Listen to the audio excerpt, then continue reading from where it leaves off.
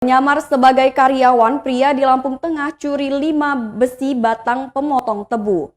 Nekat masuk ke areal pabrik PT TBL dan mencuri 5 batang besi chopper pemotong batang tebu, seorang lelaki ditangkap pihak keamanan dan karyawan pabrik.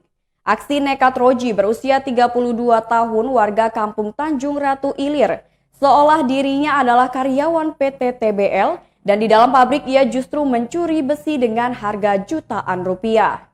Kapolsek Terbanggi Besar AKP Made Silva Yudiawan mewakili Kapolres AKBP Oni Prasetya menerangkan, Roji ditangkap setelah pihak keamanan menangkapnya dengan barang bukti besi hasil curian. Pelaku masuk ke areal PT TBL sekitar pukul 12 waktu Indonesia Barat, berpura-pura sebagai karyawan. Tapi ternyata pelaku melakukan pencurian 5 batang besi chopper pemotong tebu milik perusahaan tersebut. Kronologis penangkapan pelaku Roji kata Kapolsek setelah pihak keamanan PT TBL dan karyawan menyergap pelaku yang sedang membawa barang bukti. Setelah ditangkap, pelaku diamankan ke ruang keamanan, lalu pihak keamanan PT TBL menelpon ke pihak Polsek Terbanggi Besar. Guna mempertanggungjawabkan perbuatannya, pelaku Roji akan dijerat dengan pasal 363 KUHP dengan ancaman hukuman 7 tahun penjara.